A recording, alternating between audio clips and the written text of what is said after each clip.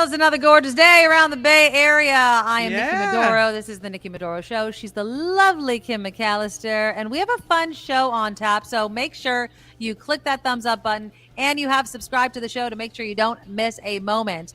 In a little bit, I want to talk about this viral video of this Southern California mom that she just made. I think this video was like 30 seconds talking about leaving her shopping cart, which is such a divisive issue anyway, not bringing it back up to the store. But she's like, if you don't like it, F you. And now she's defending it. She's on the news channels and kind of explaining it even further on why she feels the way that she does. I'm calling a bit of BS on it, but we'll see how you feel. So we'll talk about that. But I want to first talk a little bit more of serious political / Supreme Court news and talk about financial disclosures made by Supreme Court justices. Now, we have talked about Clarence Thomas getting all these vacations and Alito. Well, on the more liberal leaning justice count, Supreme Court Justice Ketanji Brown Jackson disclosed that she was given Beyonce tickets. So apparently the tickets were worth over $3,000. And obviously that goes above the, I think it's like $800 or something dollars. It's a very low amount. That's the bar before you have to disclose it. Do you care that Beyonce gave the Supreme Court justice concert tickets like you would if a rich guy had taken Clarence Thomas on, a cruise ship? So let's just say this. Okay. What if Beyonce is part of a case, a Ticketmaster case, or whatever kind of case it's going to be, Okay. that somehow lands in front of the Supreme Court? Okay. I don't want my Supreme Court justice feeling beholden to anyone because they were gifted thousands of dollars worth of items. Okay. So to keep everything on the up and up, disclose it. Yeah. 100% I mean, they're disclosing it. Yeah. What's wrong with her saying, yeah, Beyonce gave me $3,000 worth of tickets. Absolutely, she did. Now we're on the up and up. Now everybody knows. It's all out in the open. Well, what does Everything's it mean to, okay, so let's just, and I'm playing devil's advocate here. Okay. Yeah. So what's the difference then between, and I know that Clarence Thomas wasn't disclosing it and then it was coming out, but let's just Sure. say he turns a new leaf and now he's disclosing all of this. Yes, that banker took me on his private yacht to this fabulous island. Yes, that hedge fund manager took me on another fabulous, I'm disclosing it. I feel like, yeah, you're disclosing it, but should you have even accepted it? That's my problem. That's what the disclosure rules, though, I think are meant to shame you in a way, because you have I don't know, that you have know no that you have to shame. tell everyone. So if I know that I have to disclose it, how is it gonna look if I write, he bought me a house bus, he took me on a whirlwind tour on his private plane to his private yacht to the Greek islands and whatnot, he bought my mom's house, he paid for my kids to go to school, or my nephew, or whatever it was. Whatever, yeah. Like, how bad does that look? That looks bad. I know, So but I'm do not they accepting care? any of that because I don't want to write it down. But I don't feel like they care is my problem. Like, Well, Clarence Thomas doesn't care. Clarence Thomas doesn't care. And I don't know if any of them really care. Like, He's for sale. What is the meme? They call him now Clarence Thomas? yes. He's for sale? Yeah, whatever you want to give me. Because he was Right. going to quit. Like, all these historians are saying Clarence Thomas is like, I don't make enough money to put up with this BS type of stuff. And then he started getting money, but because they wanted to keep him on the court. They wanted that conservative vote on the court. Now, I feel like it does matter who's gifting you the items, how much they're worth. It's $480. That's the bar. Anything above $480, the justices have to disclose. Beyonce tickets, everyone wanted a Beyonce ticket. Like, I don't really see like, and what is Beyonce pulling a string for? On the other hand, though, there is some sort of political influence. And I bring this up because President Biden this month, I can't find the exact date. They keep saying mid-June, is holding this huge fundraiser in Los Angeles. George Clooney's going to be there, Julia Roberts, Barack Obama. It's just going to be the who's who, right? Now, nothing wrong with that. I know it's a fundraiser. He's raising money. You can entice people to want to come because they get to hang out with celebrities and not just Joe Biden, right? Sure. But at the same time, like, are we skewed? Are we too left leaning to realize that that's not okay either? Does that make sense? It's like, well, what are you getting out of this? Are we just so, oh no, it's all for democracy and because we totally believe that Joe Biden should be president and Donald Trump should never step foot near the White House again? Are we blind to the fact that, maybe that's dirty too? Like, maybe we shouldn't be having politicians raising money, rubbing elbows with any of these uber rich. I don't care if it's George Clooney and he just is an actor in movies. It does seem like there's some sort of influence there. What kind of influence, though? Because does anyone care what George Clooney's opinion on something is? I mean, I might agree with him, and I might think, go George. That might be my stance. But I mean, he has an opinion like everyone else. So well, I mean, but so do hedge fund managers and the rich guys taking Clarence Thomas out. I mean, I understand that they could urge legislation that gives them tax breaks. I understand that, or want their candidate elected again. It's that whole pay to play thing. Like, what's George Clooney going to want from President Biden? I don't know, but I don't know if I'm being blind to it either. But I also know that it's very public. And I don't know what the campaign rules are. Maybe they have to disclose on campaign forms. George Clooney donated a performance at an event worth X thousand amount of dollars. Right. Right. And that has to go on forms. The problem becomes when you don't disclose it and you have these secret relationships with people, and then their case lands before the Supreme Court, as has happened. And Clarence Thomas is like, me? No, I didn't take anything. I know. You win your case. That's the problem. Yeah. And I do. I guess I'm just, I like to disclose, right, my political leanings on this show specifically, because I have biases just like everybody else.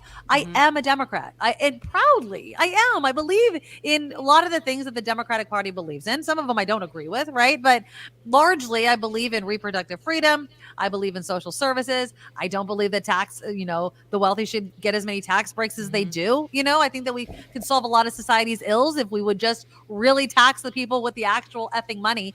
But at the same time, I don't want to be blind to also, the way we also play the game. And I'm using the collective we here on the Democratic left-leaning side. Like, we're playing the game here too. We understand Biden has like triple the amount of money that Donald Trump has, and they're freaking neck and neck. And it bothers the crap out of me. And I don't understand how two men, like so polar opposites of each other, could be neck and neck in this country that's already seen a Donald Trump presidency. And for so many people to be like, I want to go back to that, and not liking this, and yet I can still spend a boatload of money on boats and cars and Taylor Swift tickets and all that, and then you hate the economy. It's just, I don't know. I know I'm going off on a tangent here, but it's weird the way the world works with this. Back to parties, yes, and how you affiliate with a party. It's really interesting. I have a super good friend, and she identifies herself as a Republican. Okay. Her dad's a Republican, her husband's a Republican, right? Like, she comes from a family of Republicans, right? And so you identify with that name. But if you talk to her, she's pro-choice. She's for the environment. She's like, and I'm looking like we're talking about all these issues, and the more we talk, the more I'm thinking, girl, you're a full-fledged Democrat. You just are so attached to that name. You're so attached to being a Republican that you don't realize you're a Democrat. Yeah. Or you don't subscribe to the tenets of being a Republican.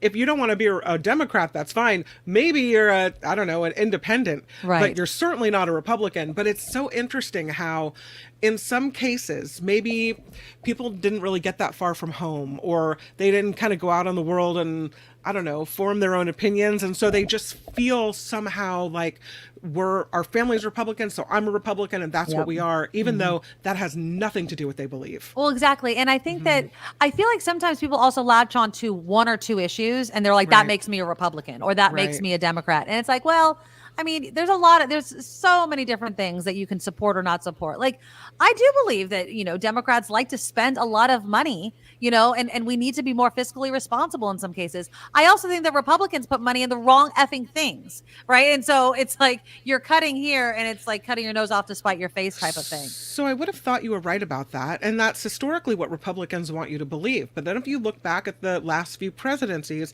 it's the Democrats who are the fiscally responsible ones, and it's the Republicans who are dumping more red onto the debt. So I mean, that doesn't follow.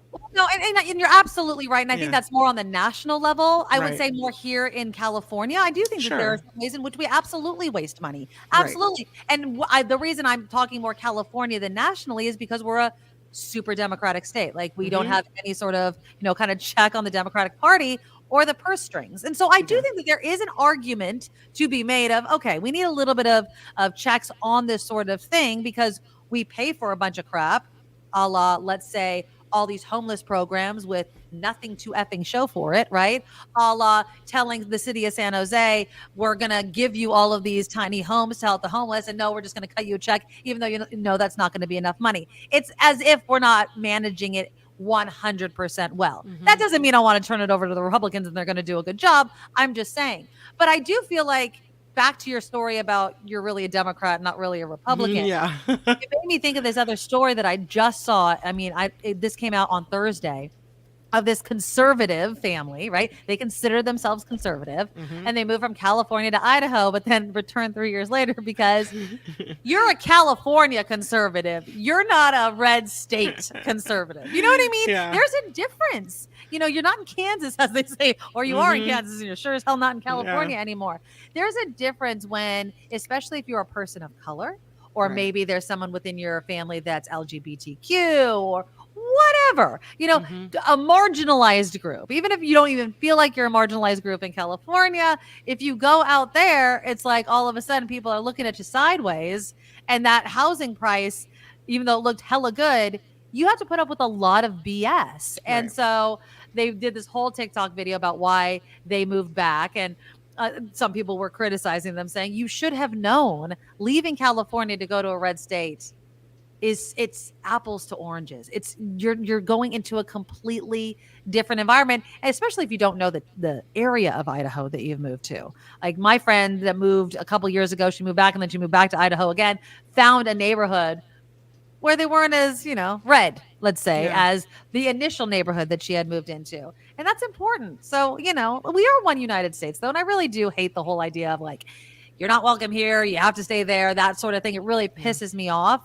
But that's because I live in California and everyone's welcome here. Even the a-holes, right? We could deal with them. It's true. Like there's a-holes. This state is so freaking big that you can find a little niche neighborhood that'll satisfy whatever you're into in whichever way you lean. So it's going to be interesting as more people move around for housing prices, what that's going to do to the political makeup of some of these so-called red or blue states.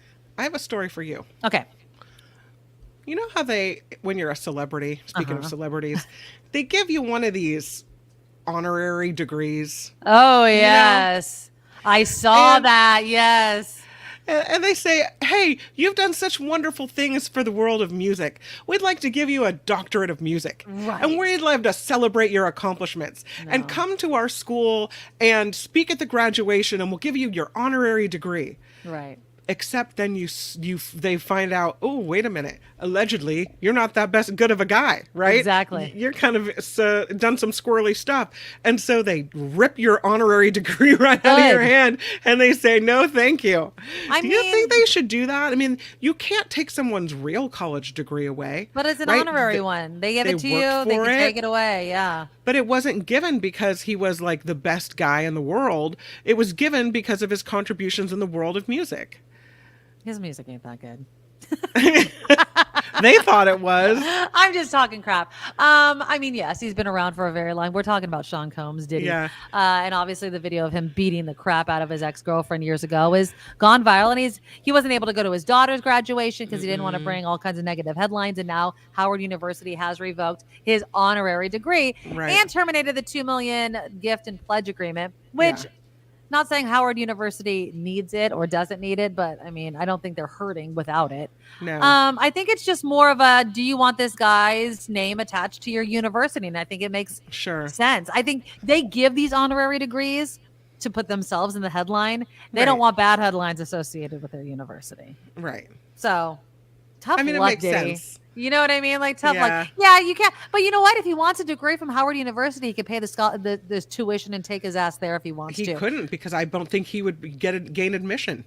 Well, they'd probably be like, we know what you've been accused of. Yeah, no, thank you. Exactly. Yeah. But I mean, I'm just saying, like, if you want to get an actual degree, not an honorary one, then do the work. But to have it yanked from you isn't cancel culture or anything like that. It's the consequences of your actions, and you're an a-hole. So sorry. I wonder if when they give it to you, if there's fine print on the degree that says not a real degree. We've given this to you.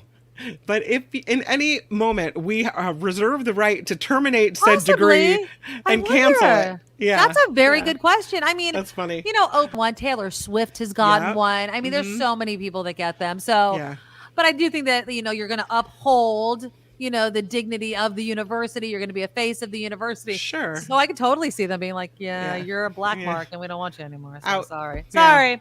Sorry. Okay. Let's get into something that went viral last week. And I know that this went viral, but now she's actually on the interview circuit, which is really, really funny in my opinion. So I'm going to play you this news report. This is KTLA TV. And it's the mom who basically went on TikTok, and they're going to start off with a video defending the fact that she is not going to return her shopping cart to the grocery store. Here we go. And you can judge me all you want. I'm not getting my groceries into my car, getting my children into the car, and then leaving them in the car to go return the cart. And she did a big F you, okay? Like she did a whole big F you, like, and if you don't like it, if you're mad about it or whatever, F you. I'm gonna skip ahead a little bit. So here she is being interviewed. Let's play a little bit more of this. When something in a video like this goes viral, the intention I don't think was to divide the internet. It happened. Your initial reaction to all of this. I'm shocked, but I'm also very happy because I have received hundreds, maybe to the point of thousands of messages of moms saying, I pulled into the shopping cart spot, I'm looking at my surroundings and I'm more aware now. I'm having conversations with my kids about safety. And that's all I wanted was, I know the video was provocative, but that's what I wanted. I wanted to grab attention and say, look, if you're getting in an elevator and someone comes in behind you, you don't have to worry that they're going to judge you. You can get out of the elevator. Yeah. Right? If you're in a parking lot and you think someone's behind you, you can turn around and look at them. You don't have to worry about them judging you. So it's the bigger picture of we need to empower ourselves to trust our intuition. Yeah, I'm curious. So she's basically making the claim, and I'm going to jump a little bit up ahead here. She's making the claim that I just want to protect my kids. There's predators out there. They can kidnap your kid in seconds. Okay. And here's a little bit more. I think it's such an important topic because I think moms are minimized a lot, dads too, but it is really hard to get young kids into the car. And coming from the mindset of somebody who's worked with predators for 20 years, I know how they think and I know what they look for. And that is a vulnerable moment. When you return to your car, you have already been watched for a significant amount of time. So if you are choosing social niceties over protecting your children, I just wanted to say, you don't have to. You're not saying moms with kids in the car don't return your car. If you feel in your gut that you're in a fine situation, the lighting is right in the parking lot, by all means do it. But if you don't feel comfortable, don't do it. And there's no shame in that, right? That's the message I got as a mom with a 4 and a 1-year-old. And how many times have I gone, put the kids in the car and the groceries, and I'm like, okay, I have to return that car because society says, right, like you should do that. Yes. To run over, and you're saying because of the statistics, and you posted follow-up videos, that's actually putting your child in danger. What are the statistics? Okay, They here we go. range, but I mean, in America, there's 1 million children abducted a year. Okay, I'm just going to stop it right there. That's How not many true. out of the car when you're returning a shopping cart? That's the number one. I just want to play a little bit more of her statistics because that first one, I'm like, okay, yes, kids get abducted, right? But how many stories do you hear where, and I do hear it, somebody stole the car and the kids in the back. It's not as if I haven't heard this story before, but go ahead. Where does she live? Like what danger zone is she living in? She's in California. Whereabouts? Because like when I'm at Petaluma Market, Los Angeles. She's down. I'm not worried people are stealing my kids.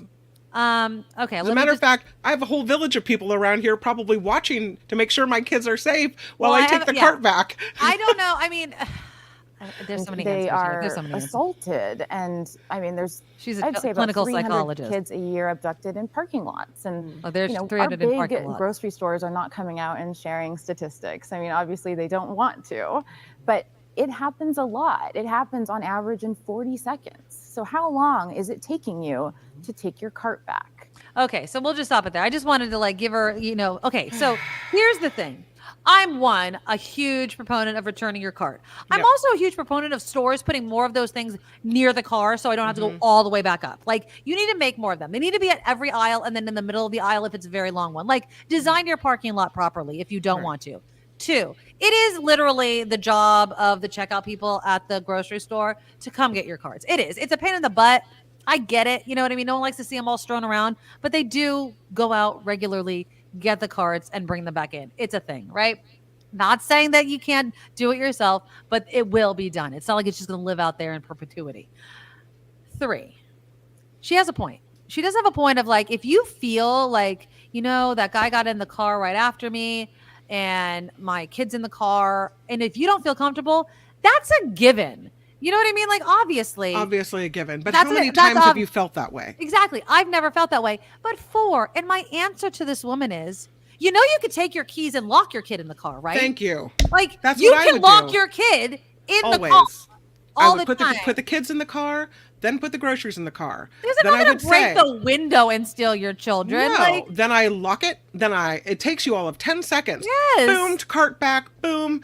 And obviously, if there's some creepy lurker guy, you're not going to do that. No. You're going to do what you need to do to keep yourself safe, and the cart then becomes a secondary, right? Yes. But I mean, often this is not the case. No. Most often, it's in the middle of the day. Everyone's around. Yeah. Everything's fine. You lock the door. You run. You take the cart back. You come back, and everything works out fine.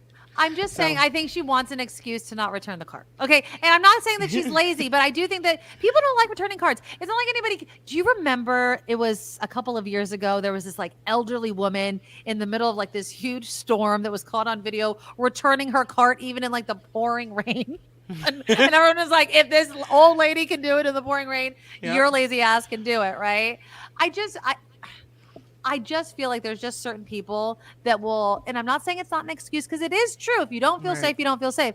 But please, you really don't feel that safe in your neighborhood. Choose another grocery store. Like, what the hell? Like, I've seen people not return their cart that don't have kids in the car. Right. I've seen people, men, women, just ditch them. And then these carts are rolling around the parking lot, banging into vehicles, taking up spots. Like it.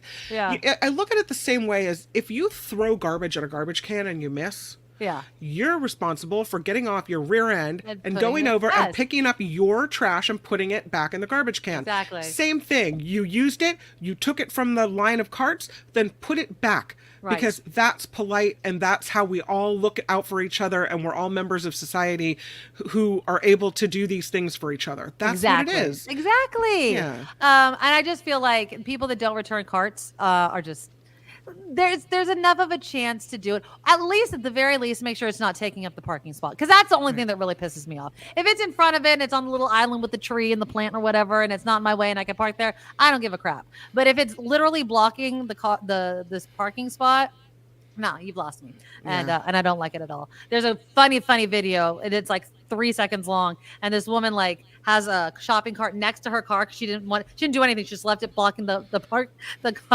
parking spot, and this guy's like, "Oh, is this your cart?" And he's gonna take it into the store, and she's like, "Yes, thank you." And he takes it, and he just puts it right behind her car and walks away.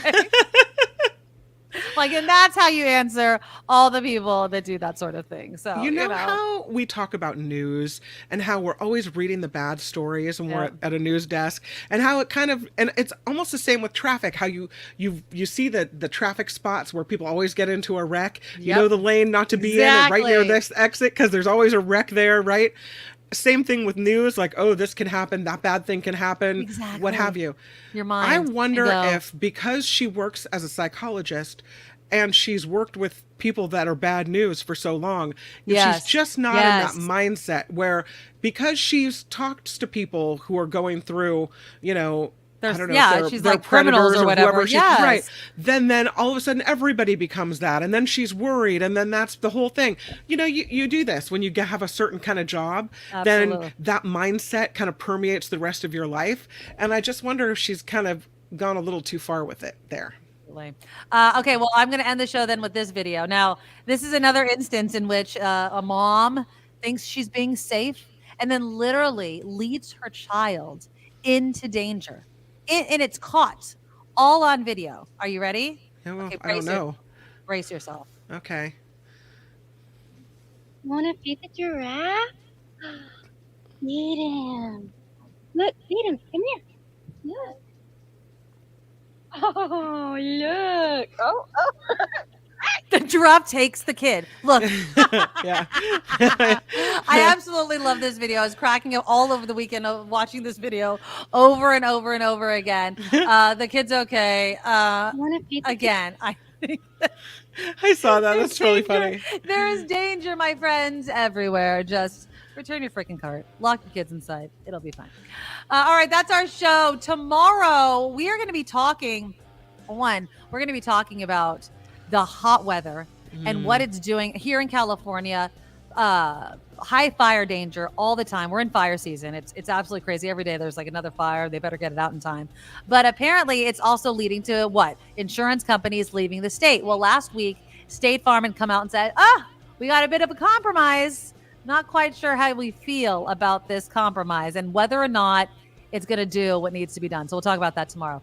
Click the thumbs up button and that subscribe button. Tell your friends about the Nikki Maduro Show and join our community. And if you'd like to see our show, please donate to us so we can continue to put the show on. Go to thenikkimadoroshow.com. That is where you will find our Patreon. You can donate it one time a month, whatever you can afford. And if you could bump it up a little bit, we'd appreciate it as well. And then PayPal is another way that all of you love to use PayPal. So thank you. Go to paypal.com, hit the send button, and then just put in the email, thenikkimadoroshow@gmail.com. And if you want something delicious and a way to support the show, go to AuntieTabby's.com. You see it right there on your screen and get one of her many delicious sauces. She has 2 hot sauces, a hibiscus and a pineapple. And she also has a guava barbecue sauce. You can also get a pack that has all 3 of them in there. Yeah. And if you use the coupon code NIKKIM, NIKKIM, you get 10% off every single order. So it's a win-win and it supports the show. So we really, really appreciate you guys so much. We will see you right back here tomorrow. Have a good one. Bye-bye. Nikki, you're all so awesome. You're sprout, like a beautiful blossom. You're also the best. I really can't rest. You're all so awesome.